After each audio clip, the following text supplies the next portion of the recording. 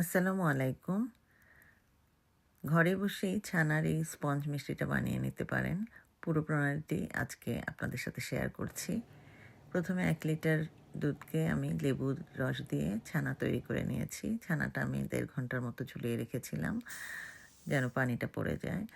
আর এখানে শিরার জন্য 1.5 কাপ চিনির সাথে 4 কাপ পানি মিশিয়ে একটা পাতলা চিনির সিরাপ তৈরি করেছি, মানে শিরা তৈরি করেছি। এখানে আমি 3টা এলাচি দিয়েছি, একটু সুন্দর একটা স্মেল আসবে।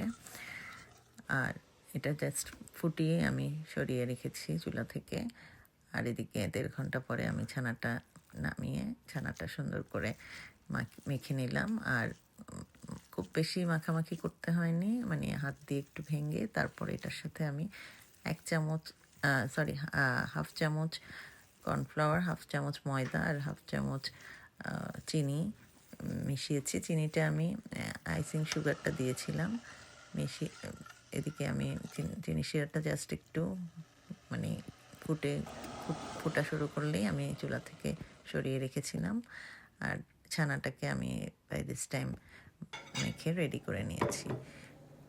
ছানাটা এরকম মাখার পরে এরকম টেক্সচারে চলে আসছে। এরপরে আমি ছোট ছোট বল করে নিয়েছি। আমি মিষ্টিগুলো একটু ছোট সাইজে করেছি, কারণ প্রথম করছি যেহেতু এই নতুন একটা দুধ দিয়ে যে ছানাটা কীরকম হয়, যদি বেশি বড় করে রস ঠিকভাবে না ঢোকে সেজন্য আমি বেশি বড় করিনি, ছোট সাইজে করেছি। এবার শিরাটাকে চুলার মধ্যে দিয়ে যখন ফুটা শুরু হচ্ছে তখনই আমি, মানে পুরোপুরি ফুটে ওঠেনি, ফুটা ওঠা শুরু হচ্ছে এমন টাইমে আমি প্রথমে একটা মিষ্টি দিয়ে প্রথমে দেখলাম যে মিষ্টিটা ভেঙে যায় কি না। তারপরে আমি যখন দেখলাম যে মিষ্টিটা ভাঙেনি, তারপরে একে একে সবগুলো মিষ্টি দিয়ে দিয়েছি। এটা সবসময় খেয়াল রাখবেন যেন সবগুলো মিষ্টি একসাথে দেবেন না, তাহলে অনেক সময় ছানাটা যদি ঠিকভাবে মাখা না হয় বা ছানাটা টেক্সচার ঠিক না থাকলে অনেক সময় মিষ্টিটা ফেটে যায়। তো একটা যদি ফেটে যায় তাহলে তো আপনি সেভ করতে পারলেন,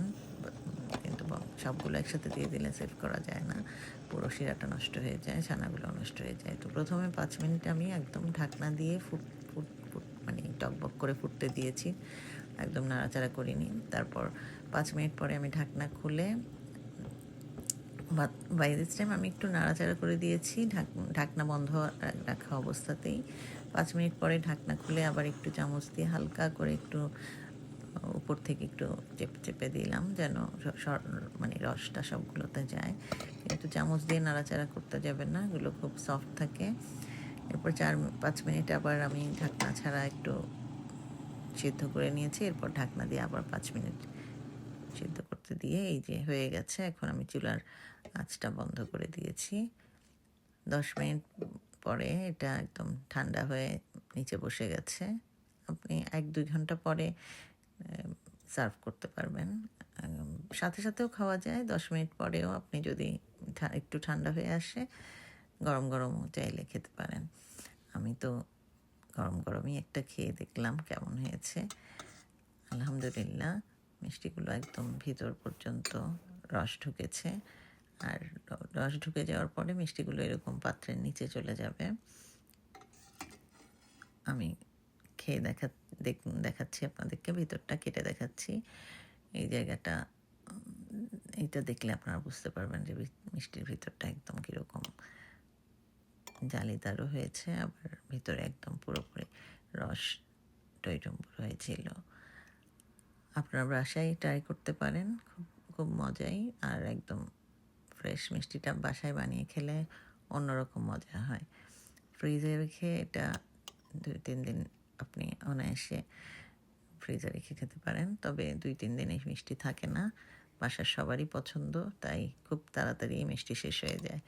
ধন্যবাদ সবাইকে, ভালো থাকবেন, আল্লাহ হাফেজ।